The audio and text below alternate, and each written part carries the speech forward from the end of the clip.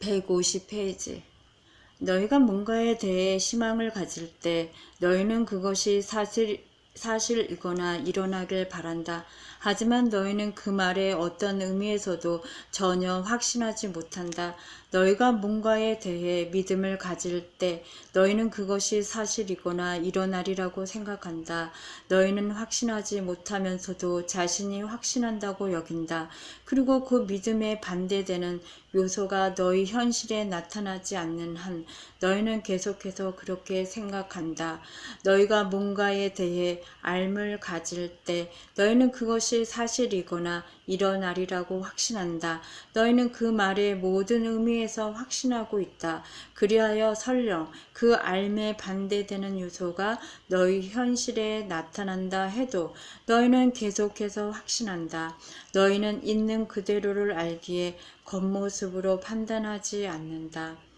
그러니까 당신을 믿을 필요가 없다는 걸 아는 것으로 당신을 믿는 걸 배울 수 있는 거군요. 맞았다. 너는 완벽한 일이 벌어지리란 알매 이르렀다. 특정한 일이 벌어지리란 것이 아니라 완벽한 일이 벌어지리란 것이고 너희가 좋아하는 퍼펙트이란 뜻이 일이 아니라 완벽한 퍼펙트 일이 벌어지리란 것이다. 너희가 깨달음으로 나아갈수록 이 둘은 하나가 된다. 어떤 일이 일어나면 너희는 일어나고 있는 바로 그 일을 좋아한다. 그 사건을 완벽하게 해주는 것이 바로 일어나는 일, 그 일이 어떤 것이든 내 대한 너희의 선호다. 놔두어라 신이 알아서 하도록 일한 게 이런 것이다. 선각자는 언제나 일어나는 일을 좋아한다. 너희 역시 일어나는 모든 일을 좋아할 때 깨달음에 이를 것이다.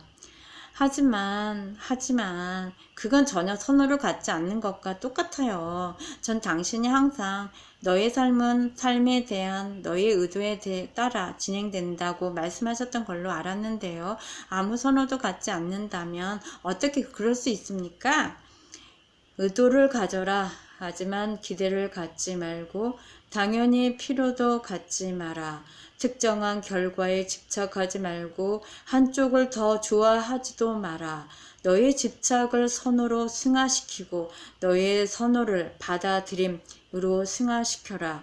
이것이 평화에 이르는 길이고 이것이 깨달음에 이르는 길이다. 멋진 교사이자 작가인 켄 케이츠 주니어가 숭고한 의식에 이르는 핸드북이란 특별한 책에서 바로 이 발상에 대해 이야기했죠. 그렇다. 그 책에서 내리고 있는 그의 공식들은 대단히 중요하다. 그것은 많은 사람들에게 토대를 닦아준다. 그는 집착을 선호로 바꾸는 것에 대해서 말했습니다. 그는 살아오면서 이렇게 하는 법을 배워야 했습니다. 왜냐하면 허리 아래쪽에 마비된 채로 휠체어에 앉아서 살아가야 했으니까요. 그가 자유롭게 움직이는데 집착했다면 그는 행복해질 방법을 절대 찾지 못했을 겁니다.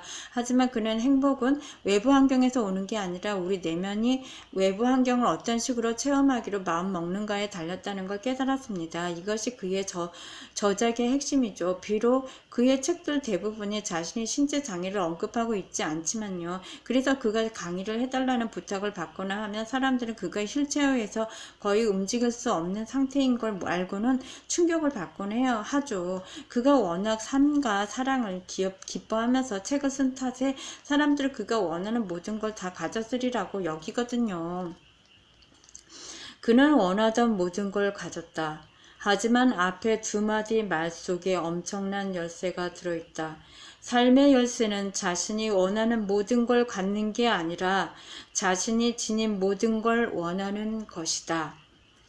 또 한 사람이 멋진 작가 존 그레이의 표현을 빌면요. 존이 멋진 작가인 건 사실이지. 그런데 너는 누가 누구에게서 빌리고 있다고 생각하느냐? 내가 켄 케이즈에게 영감을 불어 넣어 주었듯이 존에게 그런 발상들을 준 것도 나다. 켄 케이즈는 지금 당신과 함께 거기에 있군요. 그렇다. 그리고 덧붙일 건 그는 휠체어에서 벗어났다. 정말 기쁘군요. 그가 삶의 그 많은 시간을 혼자 보내게 놔두었던 건 수치입니다. 그건 수치가 아니다. 그건 축복이다. 켄 케이즈는 휠체어에 앉아 있었기 때문에 몇백만의 삶을 바꾼 것이다. 몇백만의 삶을. 이 점에 오해가 없도록 하자. 켄의 삶은 그 속의 모든 상황들이 그러했듯이 축복이었다. 그의 삶은 당시 자신을 켄이라 부르던 영혼에게 그 영혼이 갈망했고 의도했던 체험과 표현을 낳아주었기에 딱 맞는 사랑과 장소와 사건들을 완벽하게 제공했다. 이것은 다른 사람들의 삶에도 똑같이 적용된다. 악은 따위는 없고 어떤 일도 우연히 일어나지 않는다. 우연의 일치 같은 건 없고 신은 실수하지 않는다. 달리 말하면 모든 것이 있는 그대로 완벽하다라는 거군요. 맞았다. 맞았다. 상황이 완벽해 보이지 않을 때도, 특히 완벽해 보이지 않을 때일수록 그것은 너희가 여기서 기억해야 할 굉장한 것이 있다는 확실한 표식이다. 그래서 당신은 최악의 상황이 벌어져도 우리가 감사해야 한다고 말씀하시는 건가요? 감사는 가장 빠른 치유 형태다. 저항하는 것은 지속된다. 반면에 감사할 때 그것은 너희를 도울 수 있다. 본래 그것이 하기로 되어 있던 대로 나는 너희에게 말했다. 나는 너희에게 오직 천사만을 보내주었노라고. 이제 나는 덧붙일 것이다. 나는 너희에게 오직 기적만을 주었노라고. 전쟁이 기적이란 말씀입니까? 범죄는요? 또 질병은요?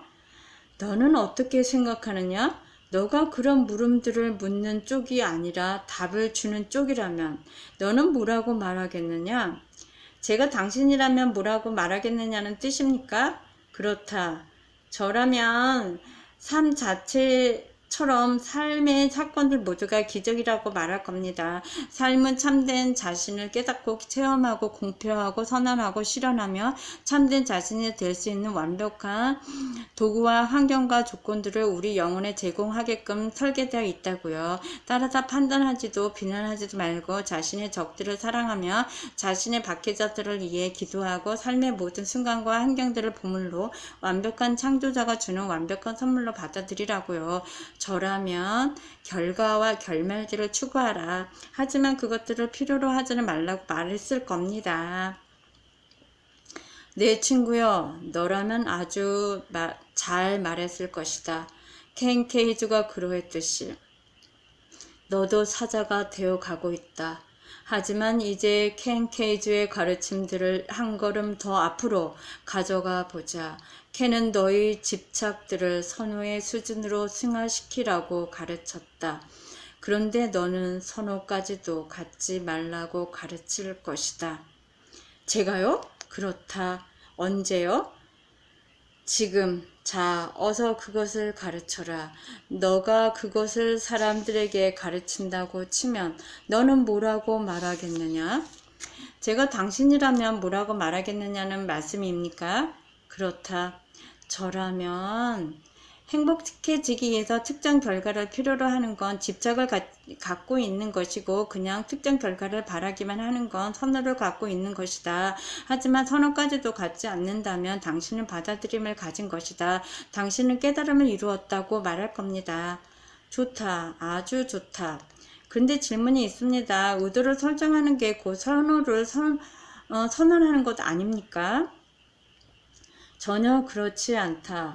어떤 일이 일어나는 걸 더 좋아하지 않더라도 너희가 그것을 의도할 수는 있다. 사실 선호를 지닌다는 건 우주에게 양자택일의 결과들이 가능하다고 선언하는 것이다. 신은 그런 상황을 상상하지 못하니 신은 선호를 갖지 않는다. 그럼 신은 이 지구상에서 일어났던 그 모든 일들이 일어나길 실제로 의도한 겁니까? 그렇지 않았다면 그것들이 어떻게 일어날 수 있었겠느냐? 너는 어떤 일이 신의 의지를 거스르면서 일어날 수 있다고 여기느냐? 그걸 그런 식으로 표현하시니까 아니요 라고 대답해야 할 것 같군요. 하지만 세상 역사에서 일어났던 그 온갖 끔찍한 상황들을 생각하면 신이 그런 일들이 벌어지길 의도했다고 믿기는 힘들죠.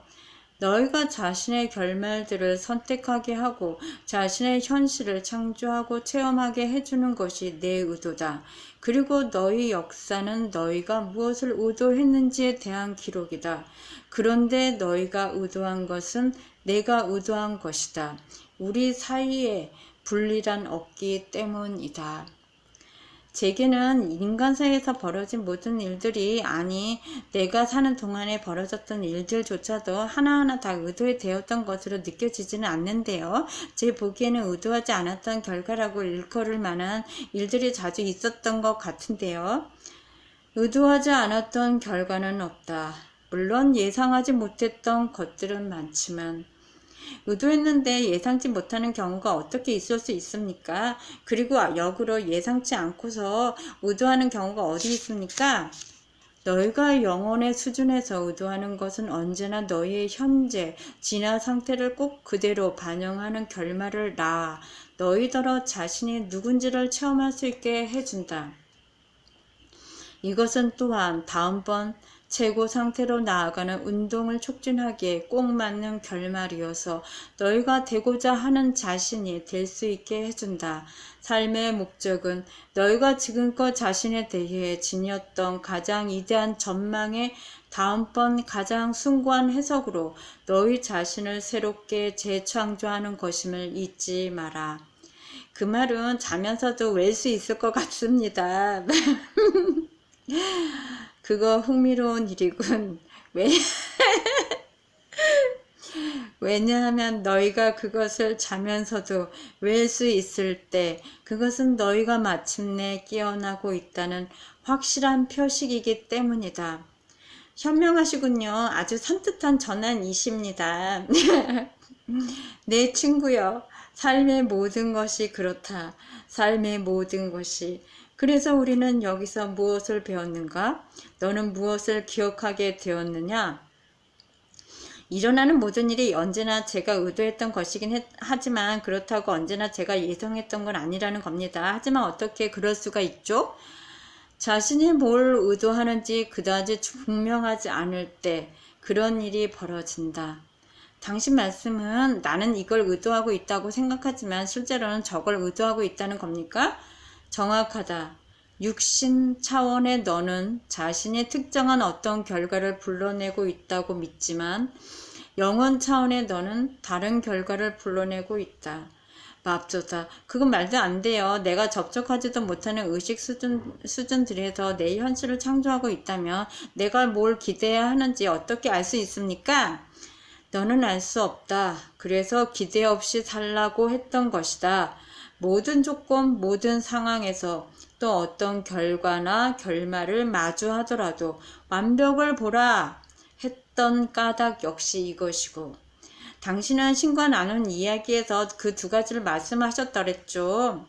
그렇다면 너희가 좀 더 충분히 이해할 수 있게 초의식과 의식, 잠재의식이라는 체험의 세 수준에 대해 잠시 이야기해 보기로 하자.